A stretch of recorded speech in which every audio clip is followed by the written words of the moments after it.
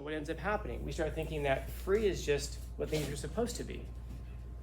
Like, for example, some of you, I don't know if you've taken the AP tests. I don't know if there's I'm sorry, you're going to take an AP test. Some of you have an AP class, right? 10th grade, they have some of them? Yeah. Yeah. And then as you get into 11th grade and 12th grade, you'll see more. But when you take an AP test, a lot of times it's free. Nothing is free. It's actually just paid for by somebody else. But because of where we are, we get most of our students get to take a test for free or dramatically reduced, like $20. So what ends up happening, we start thinking like that's what things are supposed to cost. Things are always supposed to be subsidized. Things are always supposed to be paid for by somebody else. Not by the who's actually paying for it, the people over here, back here. And if we think like, oh, but they can afford it. Even if you're okay with stealing the money from them that way, even if, ask yourself that question. What have you learned in terms of financial intelligence? Are you learning how to manage money? Are you learning how to do these things? Because it's difficult to learn how to manage money when you're taking so much from other people and you're responsible for so little. It's like how can you possibly learn how to be responsible when you're given almost no responsibility? You have to have some level of responsibility in order to become more responsible. That just makes sense. But if it's one of the reasons I don't stand above you and say, hey, get back to work. Can I look at people and recognize the clear failures in life? Of course, it's not that hard. Anybody can. It's not that hard to do. Most of us can look at ourselves even and recognize those patterns in ourselves. The things are clearly and obviously going to lead us to complete failure in life. And we'll have reasons that we'll have things that we can blame it on, like the dark force that makes us up. Like last period, I really like that you guys came up with these kinds of things, like the business, the home, loving father, financial intelligence. I really like that.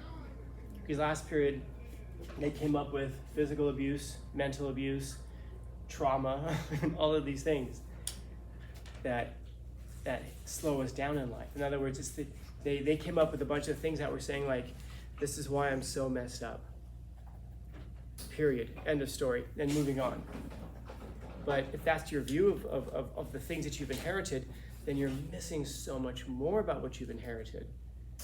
In other words, your parents have given you, like, even if your parents have given you some trauma, even if they've also given you so much more, but we don't recognize those things because we're almost programmed in a culture that we're in to see all the negative things about life and to not see those opportunities. Like, can you open up a business? Yeah, there's an opportunity that's there. You just gotta find the opportunity.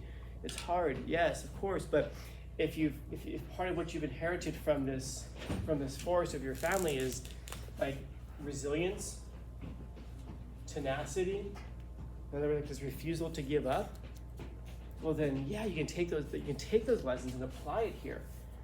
Like when I talk about people in life that are, you just look at them and you say, oh yeah, they're destined to fail.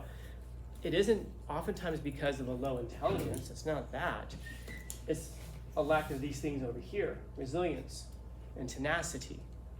In other words, do this task. I get bored. Lack of tenacity, lack of resilience. How could you possibly fill out a tax form then? If you can't fill out a tax form, what makes you think you can ever open a business? What makes you think you can do anything of actual, like, real value to yourself and to your family and to your community?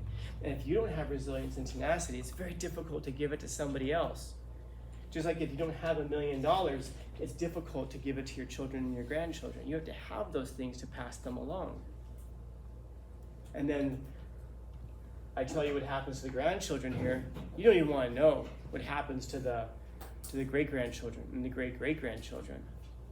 Because if these folks here haven't inherited the financial intelligence, if they haven't inherited the resilience and the tenacity, of course, how can they give it to other people, to their grandchildren, to their great-great-grandchildren?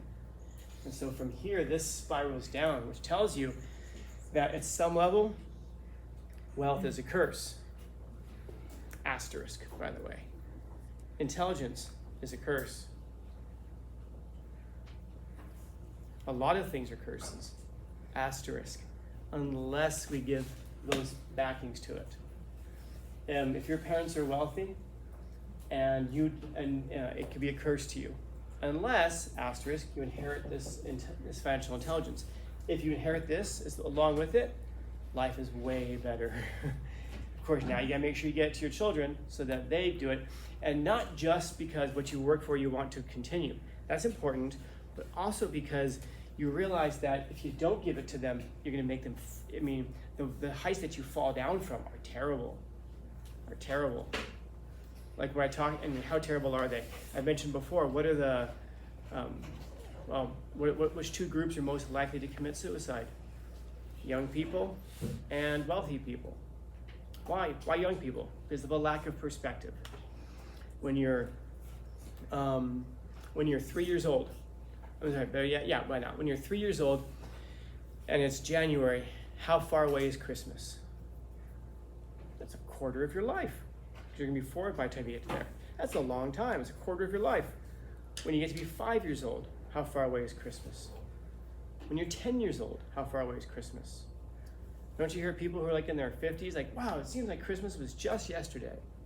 Yeah, it was 1/50th of their life ago.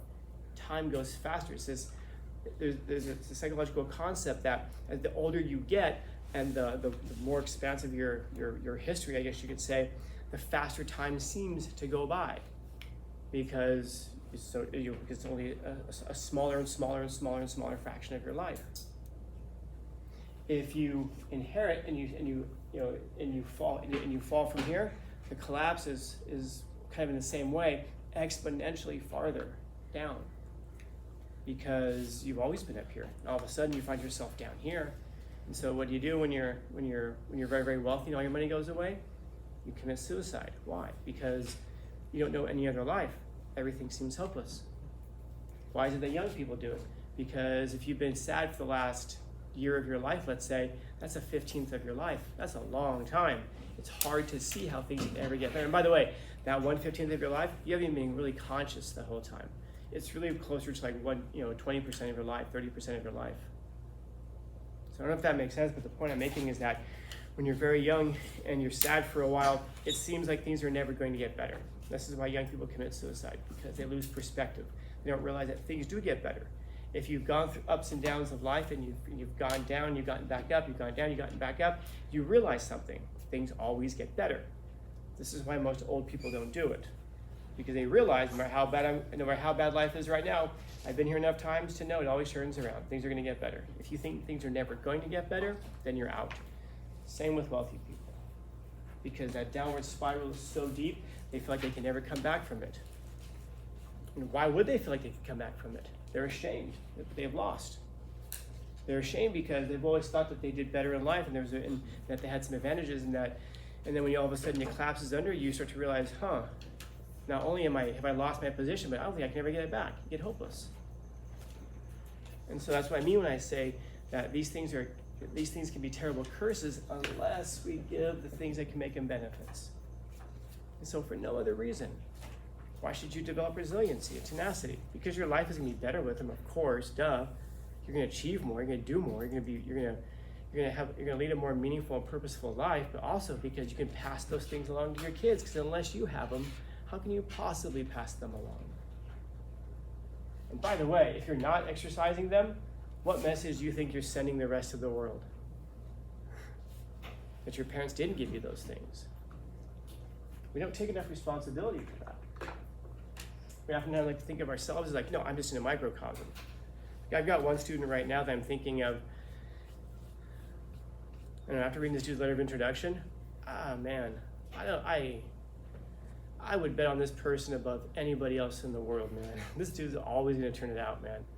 This person had a challenging upbringing. And I read their letter, man, even just reading the letter was like this thing going up, and I'm like, oh man, you're about to drop me off, aren't you? Because they said something in the letter that made me think things are about to go really bad, and guess what happens to a paragraph later? Everything goes really bad. And yet I'm like, man, okay. A lot of times it stops there, but this person said, so I'm using that as a way of lifting myself back up. And I'm like, dude, this guy's like 15, he's got it all figured out. You know, that's important. And if you got that much figured out at that age, oh man, there's nothing I would bet on you 100% of the time, dude. No doubt. And then there's some of you who have no resilience and no tenacity yet. I really hope you develop that thing, man, because you can choose to. You can get those things. You have to work on it, But even if you didn't get it, you can still give it to yourself and then hopefully give it to others, man. Because that would make an incredible difference in your life, man. Because there's nothing, I mean, I think if you just stop and think about it for a minute, nothing worth having and doing is going to be on this side of resilience and tenacity. You have to, it's on the other side of that stuff. And it's always worth it, man. It always is worth it. And so, this quote's interesting to me because that first line right there. I won't say much more, but your soul's a dark forest. I don't know. You can interpret that one of two ways. That's why I like this. Do you mean dark? Does he mean dark forest in the sense of like it's a dark, ugly place full of despair, or does he mean dark in the sense of it's mysterious? We don't understand it. Like we don't understand this dark forest that we're the result of these genealogical trees that have been passed down to us. You know, the things that our parents are, they are because of our grandparents. The things that we are because of the things that our parents are. And the things that our children are going to be the things that come from us. But we don't oftentimes understand it that way. Like I'm thinking about this, like some of your parents were immigrants, they came to the United States. Do you have do you really understand? I mean like really understand the absolute courage it takes to just pick up all of your stuff one day and say, I'm gonna go to a place where I know it's gonna be challenging. Maybe they don't speak the language. It's gonna be hard to get ahead, but you know what? Things might be way better for my children. In order to sacrifice self and say, whatever I could be in this country where I am right now, I'm gonna sacrifice all of that so that my children can be something greater. That, I don't know, man. Like so often we have, so many of us have parents who are immigrants that we just take it like it's Tuesday. But my God, that takes guts, dude. That takes resilience, it takes tenacity. It takes a lot to just do that, man. And I wonder if any of you have ever really just started to recognize if your parents are in that boat, what they did. And if not your parents, your grandparents, if not your grandparents, your great-grandparents, somebody down all of our lines did that. I mean, you look at Africa, all life comes out, all human life comes out of there. One day, somebody was standing there at the edge of the Sahara Desert, was looking north and was like, I wonder what's out there. Let's go find out. You know, like this incredibly hot desert that they had no reason to believe that there was anything else beyond that.